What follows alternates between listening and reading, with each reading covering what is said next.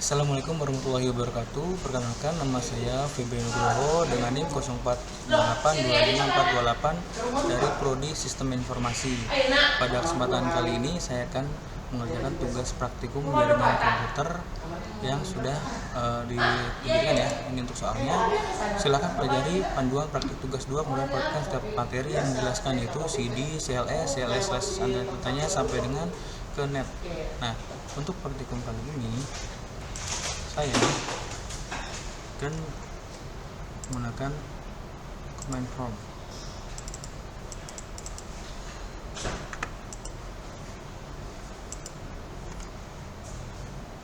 Oke.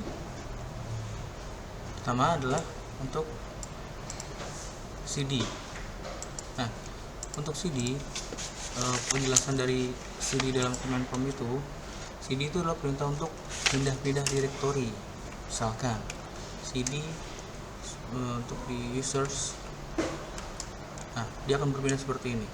Balik lagi CD titik, dia akan kembali lagi. Jadi CD ini untuk pindah ke folder atau ke direktori yang kita inginkan, seperti itu. Kemudian yang kedua itu adalah CLS. CLS ini berfungsi untuk clear screen. Singkatan dari clear screen itu digunakan untuk membersihkan semua tulisan yang ada di layar komputer atau di command prompt ini. CLS, coba ya, CLS. Nah, dia langsung clear screen ya. Saya tekan banyak ini ya. Nah, kalau CLS dia akan clear screen, jadi langsung terhapus semuanya. Kemudian yang ketiga adalah CLS/tanda tanya. CLS/tanda tanya. Ini CLS/tanda tanya itu untuk menampilkan file bantuan untuk perintah CLS seperti ini. Nah, ini clear screen-nya seperti ini. Kemudian ada dir. Dir di sini sebenarnya ada dir dan dir/tanda tanya ya. Kalau untuk dir itu untuk menampilkan isi direktori yang ada di dalam direktori tersebut. Kemudian kalau dir/tanda tanya itu untuk menampilkan file bantuan untuk perintah direktori yang lebih banyak konten daripada bantuan sebelumnya yang telah ditampilkan. Oke, kemudian yang soal berikutnya adalah ipconfig. Oke, jadi perintah ipconfig ini digunakan untuk menampilkan informasi seperti IP address, netmask, gateway, hostname, bahkan lama waktu sewa IP address pada network adapter yang terpasang di komputer ini. Kita coba ya, ipconfig. Nah, di sini terlihat jelas untuk IP address saya adalah 10.55.195 dengan subnet 10.55.000, gateway-nya 10.1.1.2. Oke, terus itu adalah ipconfig/all. Nah, fungsi dari ipconfig/all ini adalah memberikan informasi hampir sama dengan perintah ipconfig, tapi dia memberikan informasi tambahan seperti MAC address, kemudian DNS dan lain-lainnya. Seperti ini tampilannya. Nah, jadi di sini kelihatan semua ya, untuk yang IP address-nya sampai DNS-nya sampai MAC address di dalam Ethernet-nya, ini semua tertampilkan di ipconfig/all. Nah, untuk kemudian adalah ipconfig/tanda tanya. Nah, ipconfig/tanda tanya ini kurang lebih sama. Jadi untuk menampilkan semua bantuan yang terkait di dalam perintah ipconfig. Nah, seperti ini ya. Jadi semua perintah yang ada dalam ipconfig tampilkan di antara ipconfig/tanda tanya. Oke. Untuk selanjutnya adalah IP/release.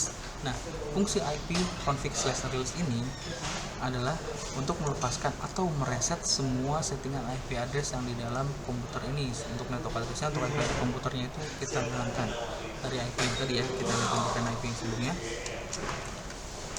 Nah, di sini 10.55.195. Kita coba IP/config/release. Oke, nah di sini untuk kita rilis, notifikasinya adalah sudah semuanya terdisconnect atau sudah rilis, semua terhapus.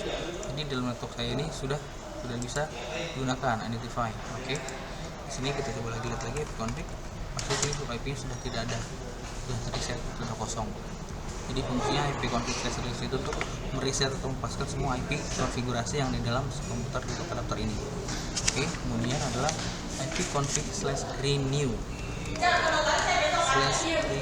Nah, fungsi dari ipconfig/renew ini digunakan untuk menetapkan alamat IP address baru untuk semua adapter jaringan ada di komputer ini. Kita coba ipconfig/renew. Oke, yang sedang berjalan. Nah, di sini saya dapat IP yang tadi ya, karena kan ini IP saya sudah disetkan 10.55.195. Ketika sudah di renew, kita lihat lagi IP config. Di sini akan dapat IP-nya setelah di renew, dapat IP-nya setelah di ketika IP config /renew. Oke. Kemudian di sini ada IP config /display DNS. IP config /display DNS. Nah, perintah ini digunakan untuk menampilkan domain name system atau disingkat DNS, termasuk dari localhost dari koneksi. Nah, jadi semua DNS yang tadi /display DNS atau config /display DNS ini untuk menemukan semua DNS yang ada di dalam komputer ini untuk domain name sistemnya. Banyak ya di sini. Nah, kemudian untuk perintah selanjutnya adalah IP config /DNS config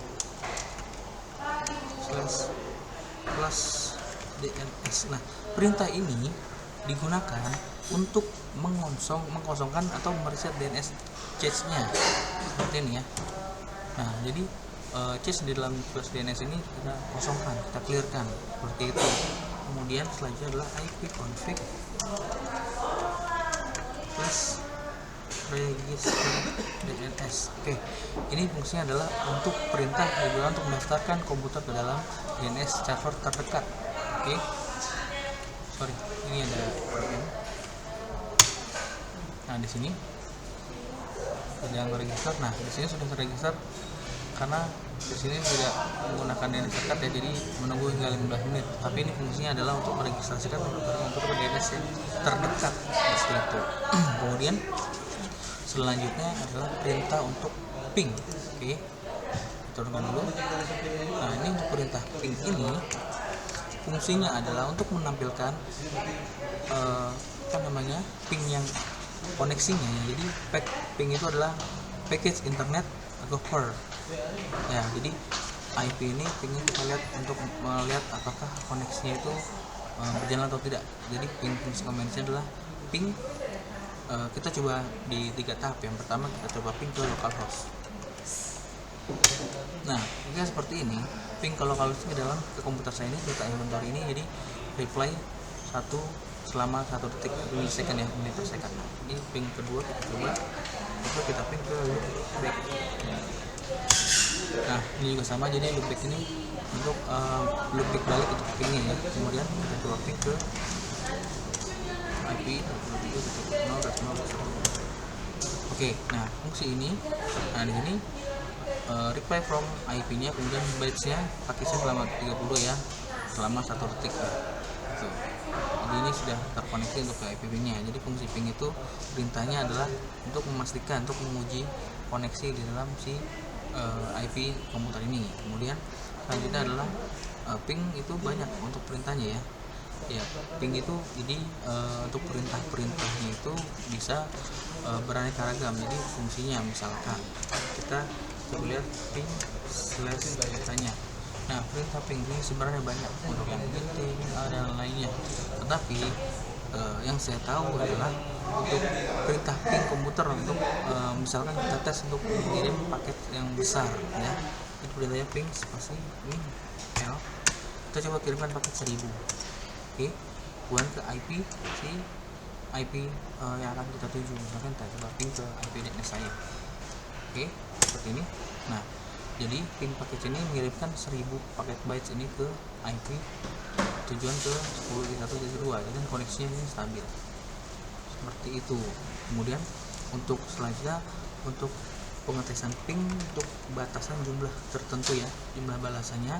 Jadi ini kan sebanyak 4. Jadi kalau misalkan saya bisa menentukan itu min n, pasti misalkan saya menentukan 8 kali ya ke 10.1.2. Jadi jumlah dari reply ini sebanyak 8. 3, 4, 5, 6, 7, 8. Nah, jadi perintah min n ini untuk jumlah batasan yang akan ditampilkan, kurang lebih seperti itu untuk perintah dari pingnya. Nah, jika ingin menampilkan pingnya secara terus menerus atau tidak ada habisnya, kita menggunakan ping IP-nya 10.1.2 kemudian min-t. Nah, ini tidak akan ada habisnya sampai dia terus ke bawah, kecuali kita punya tombol Ctrl C, dia akan berhenti. Kalau tidak di Ctrl C dia akan terus sampai bawah gitu, atau sampai harus di close seperti itu. Jadi fungsi mint itu untuk secara ping terus menerus gitu ya.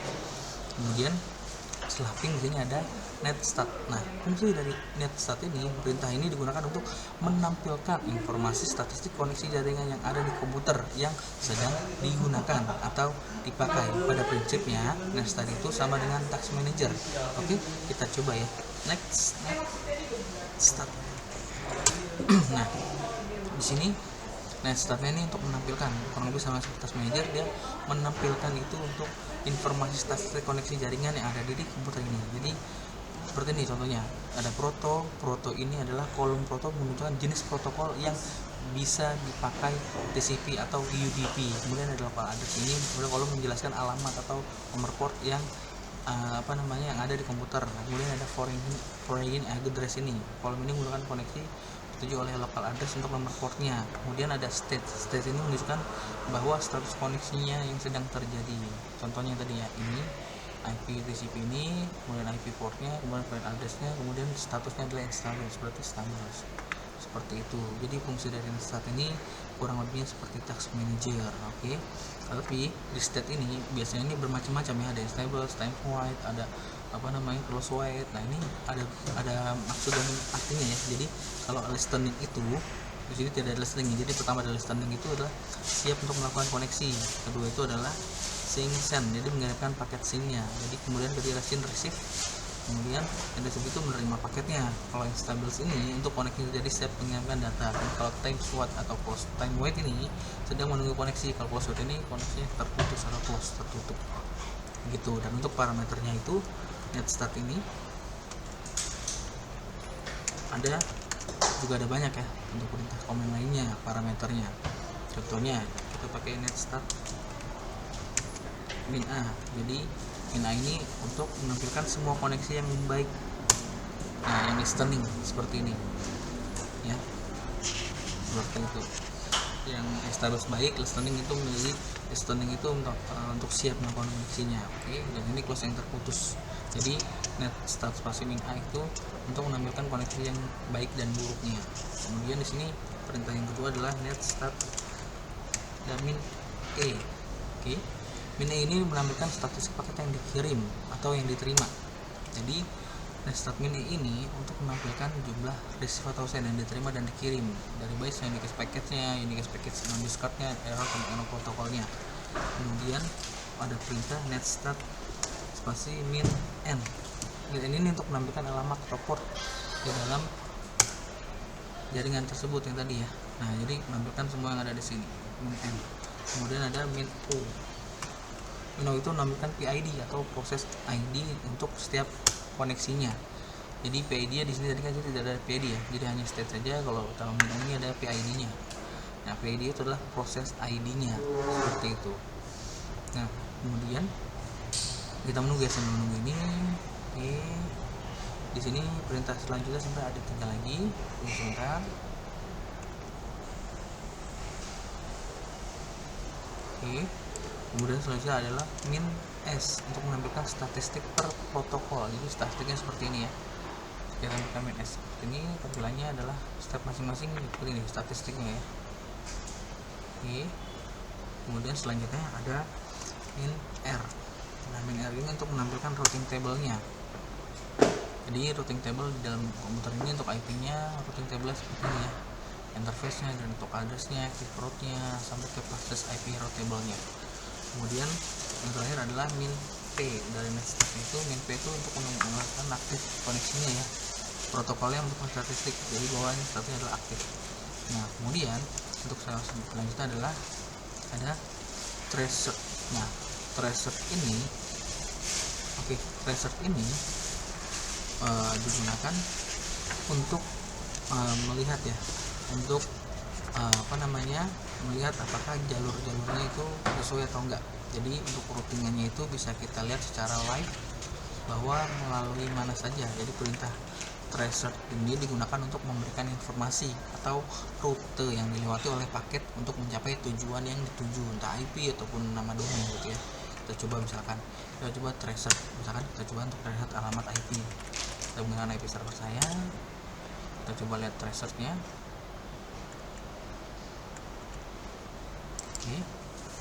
Nah, ini untuk yang pertama itu di sini langsung karena ini terdekat ya. Ini maksimal itu 30 hoops. Jadi langsung selama 1 mil per second itu langsung sampai trace komplit. Seperti itu. Misalkan kita trace lagi ke DNS Google misalkan. google.com. Nah, ini sebanyak 30 hoops ke tracing route-nya ke IP Google ya, 6423311011. Nah, di sini sebanyak 30 hoops ya. Jadi sambil menunggu saya akan menjelaskan bahwa tracer ini juga bisa mendapatkan untuk alamat IP address, bisa menggunakan DNS, kemudian bisa untuk mendapatkan informasi atau secara secara detail itu untuk membantu memberikan informasi mengenai kualitas jaringan, sehingga tracer route ini bisa menjadi alat bagi menganalisa untuk kekuatan jaringan yang digunakan. Nah, seperti itu. Bentar ya, di sini tracer route-nya sebentar lagi. Oke. Nah, tracer route ini juga ada fungsinya untuk dari jalur yang tadi di sini ya. Nah, di sini seperti ini, contohnya nomor 11 ini terputus. Jadi kita tahu nih kalau misalkan selama 30 hoops ini ada yang putus atau request timeout gitu ya. Oke. Selanjutnya adalah path ping. Nah, path ping ini ya, kita coba ya, path ping. Nah, perintah path ping ini digunakan untuk mengukur network latency atau network loss. Oke, path ping ya. Jadi path ping sini ada komen-komen dari komen lainnya ya, ada min g dan lain-lainnya. Paling kita coba beberapa kita path pingnya. Jadi parameter adalah path ping spasi IP yang dituju, misalkan 10.1.2. Jadi fungsi path ping tadi ya untuk mengukur network latency atau network loss. Sistem kerjanya itu mirip dengan ping dan tracer, jadi itu gabungan. Nah, seperti ini. Jadi sebanyak 30 hoops, jadi langsung ya ke IP dari kantor saya, IP-nya 10.55.195 ke IP tujuannya. Jadi hanya 2 hoops saja. Kemudian untuk statistiknya kita menunggu selama kurang lebih 25 detik. Dan default popping adalah 25 detik ya. Kita sambil menunggu, nanti kita akan lihat hasilnya. Nah, di sini saya akan sedikit jelaskan untuk yang komen lainnya. Nah, ini sudah jalan. Nah, ini dari hasil dari computing statistiknya tes komplit ya, path ping ini. Jadi kelihatan ya source here-nya sampai loss send-nya itu 100% sampai ya semuanya di sini sampai dari komputer saya ke IP tujuannya tes komplit. Nah, di sini komen lain tadi saya lanjutkan. Tadi komen lain di sini path ping adalah banyak, ada min n, ada min h, ada min w, min p, min q dan min p. Nah, saya akan menjelaskan beberapa path ping. Kita akan coba pertama path ping min n. Nah, perintah ini digunakan untuk menampilkan informasi IP address setiap router gitu ya. Jadi path ping min e, min n, spasi dan IP-nya 10.1.1.2. Nah, seperti ini. Ya, jadi kelihatan ya setiap router perintah ini gitu. Oke. Path ping min n. Nah, IP-nya. Kemudian ada ping min h. Pin h ini benar benar untuk menentukan jumlah hoop. Jadi jumlah hoop yang ada di sini ya. Tadi kan jumlah hoopnya tadi banyak ya. Kita coba, tadi kan Google banyak ya. Kita tentukan jumlah hoopnya itu, kita Google, kita jumlahnya misalkan hanya 5 saja. Oke, kita coba. Oke, jadi maksimumnya ada 5 hoops. Jadi min h itu menentukan hoopsnya. Oke, kita coba ke DNS Google. Nah, 1, 2, 3, 4, 5. Jadi nanti kelihatan ada 5 hoops. Jadi min h ini untuk menentukan jumlah hoops untuk proses pelancarkan ketujuan. Jumlah default hoop, jumlah untuk maksimum adalah 30 hoops. Oke. Wah, ini lumayan lama ya, 125 detik. Jadi saya akan coba skip. Jadi hasilnya nanti akan sama. Banyak 5 hoops ini dia tampilkan seperti ini. Jadi hoopsnya dijelaskan ya 1, 2, 5 itu senya berapa persen. Kurang lebih seperti itu. Kemudian ada min w. Nah, min w ini untuk menentukan nilai maksimum waktu tunggunya. Misalkan min w spasi time out kita menunggu hanya 2 detik ke 10.1. Oke, kita coba. Nah, langsung selama 2 detik langsung menunggu ya. Dari IP-nya kita menunggu selama 2 detik lalu berjalan. Nah, kurang lebih sama seperti ini. Nanti menampilkan juga akan sama seperti yang di atas tadi. Jadi hasil dari hoopsnya di computing statistik kita dikeluarkan untuk sender 100% atau tidak. Oke. Kemudian untuk pathing spasi min P itu untuk menentukan waktu maksimum yang menunggu untuk proses hubungan kembalikan kembali. Jadi seperti statistik ini kita menunggunya min P. Kita coba selama hitungannya 10 min P 10 itu 1 detik. Kita coba itu min 100, jadi biar kita coba tes 10 detik ya. Jadi untuk komputing statistik itu menunggu selama kurang lebih 10 detik. Oke, ini 2 hoops ya tadi ya untuk IP 10.112. Nah, di sini untuk IP-nya jika saya set 100 maka dia hoopsnya jadi 10 detik. Jadi kita menunggu 10 detik. Kalau misalkan kita set jadi min P 10 dia hanya 1 detik. Jadi langsung nampil hasilnya seperti ini untuk statis computingnya. Oke, nah kita coba sama 10 ya. Itu hanya 1 detik. Nah, ini berjalan. Ketika untuk statistiknya itu dia hanya menunggu 1 detik langsung muncul hasilnya. Itulah perintah dari min P. Kemudian ada selanjutnya itu adalah min Q. Min Q itu untuk menentukan nilai. Jadi nilai itu adalah nilai yang di dalam menentukan nilai ECMP actual request. Misalkan yang seperti ini ya. Jadi di sini nanti package yang dikirimkan jumlah berapa. Kita coba ya. Misalkan kita kirimkan banyak 100 di IP-nya. Nah, di pathing ini, nah di sini selama 30 hop, ini tadi dia hanya dapat 2 hop ya karena IP ini, kemudian menunggu selama 20 detik. Kita menunggu, kita lihat hasilnya. Kalau minusnya untuk paketnya itu sebanyak 100.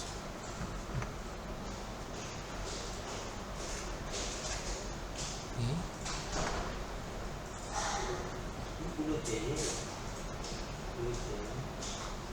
Nah, nanti desain ini akan muncul sebanyak berapa yang dikirimkan gitu.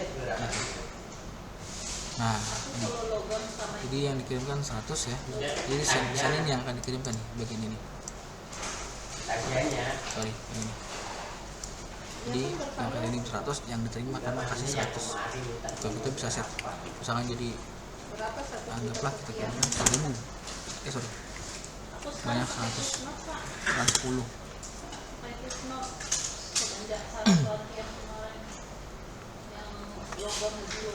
Oke, sambil menunggu. Nah, jadi untuk paket ini jadi hanya 10 seperti itu. Jadi paket yang dengan min Q ini hanya 10 paket dan langsung diterima 10 paket juga. Seperti itu kurang lebihnya. Oke. Kemudian untuk selanjutnya adalah NS lookup. Nah, di sini fungsi dari NS lookup adalah analisa nama domain untuk di yang kita tuju ya. NS lookup adalah tools yang digunakan untuk menampilkan informasi tentang DNS alamat IP yang kita tuju dan dapat digunakan untuk mendiagnostik server DNS. Oke. Misalkan kita coba ya NS lookup. Kita enter. Nah, di sini kita coba NS lookup ke google.com. Di sini kelihatan ya untuk NS lookup di google.com ini. Kita lihat di analisa, kita diagnostik. Di sini ada name address-nya, kemudian address-nya dari IP-nya ya. Ini IP DNS-nya seperti itu. Dari NS lookup kurang lebih seperti itu. Misalkan ke IP juga. Ke domain saya misalkan. Ini juga kelihatan. Seperti itu. Untuk kembali Ctrl C ya. Nah, kemudian di sini ada NetSH. Oke. NetSH. Perintah ini digunakan untuk menampilkan atau mengubah konfigurasi ya jaringan komputer yang sedang berjalan. Jadi kita bisa merubah-rubah untuk alamat IP address, kemudian kita bisa merubah netmasknya sampai gateway-nya. Kita coba NetSH ya. Jadi fungsinya seperti ini. Komennya seperti ini. NetSH seperti interface. Oke. Kemudian di sini untuk interface-nya itu kita IP set. IP set address. Nah, di sini untuk namanya, untuk Ethernet itu saya namanya adalah Ethernet. Oke, kutip lagi, kemudian kita cantik, kita rubah IP-nya ya. Jadi kan 1055 195 kita rubah jadi 192.168.1.100 misalkan ya. 255 255 0. Oke. Dan untuk gateway-nya 92 8 kita rubah seperti ini ya. Enter. Oke. Sorry, ini Ethernet. Nah, di sini berarti untuk saya dulu ada persettingnya di sini nama Ethernet.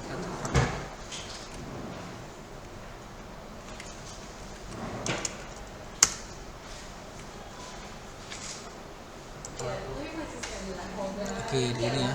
Net Hasan interface IP set address name Ethernet, IP-nya saya rubah, sebelumnya ya 1055 ya. Kita rubah. Oke. Ini kita close dulu, kita lihat lagi. Nah, ini sudah berubah sesuai dengan yang tadi ya. Jadi sini IP langsung berubah ya. Nah, fungsi netas ini seperti ini untuk mengubah IP addressnya. Oke. Kemudian untuk menambahkan dari IP addressnya ya. Jadi kita tambah IP addressnya, kita tambah ya. Netas ya, spasi interface IP address name ya. Namanya Ethernet. Kita tambahkan ya, 8 kemudian 92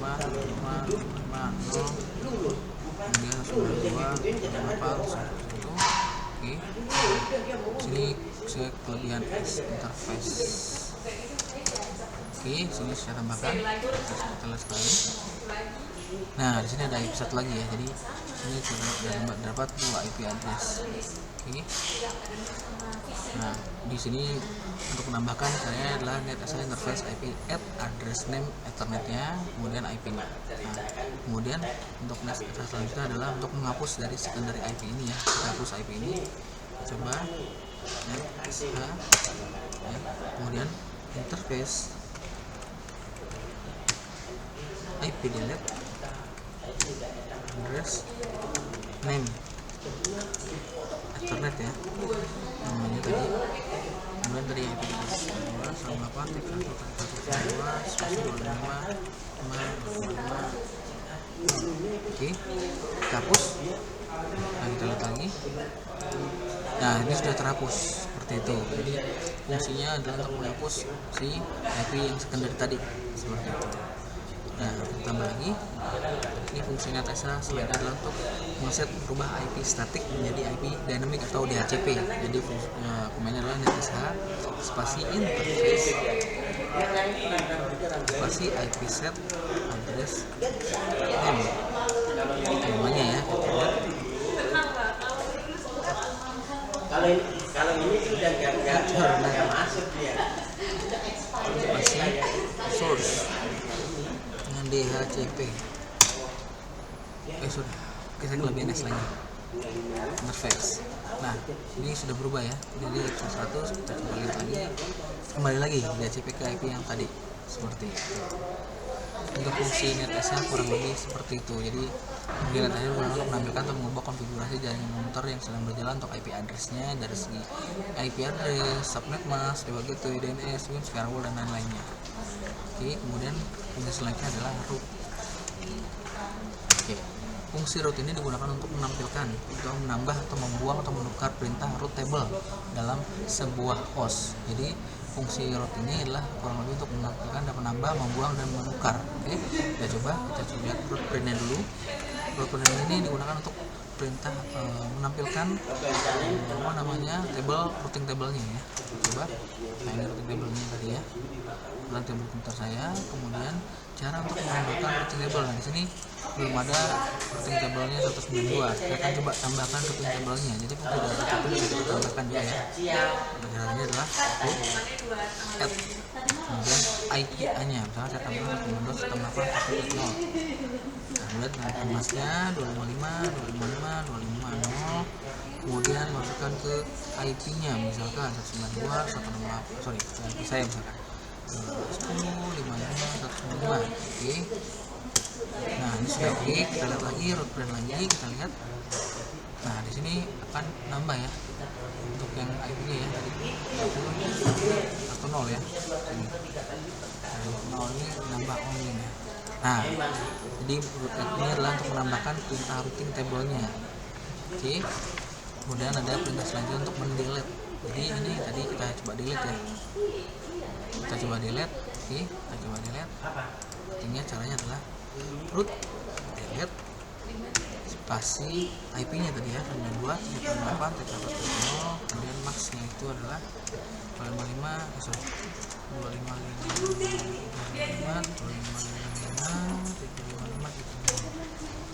Oke, kita enter. Oke, kita lihat lagi, open lagi. Nah, yang tadi sudah terhapus. Jadi fungsi dari root delete ini adalah untuk menghapus perintah routing table yang ada di dalam list. Seperti itu kurang lebihnya. Kemudian yang terakhir adalah net. Nah, fungsi dari net ini adalah untuk menampilkan sesi atau menampilkan pengguna masing-masing ini menganalisa konfigurasi jaringan dan dapat membuat modifikasinya. Seperti itu. Jadi fungsi yang pertama adalah net view. Oke.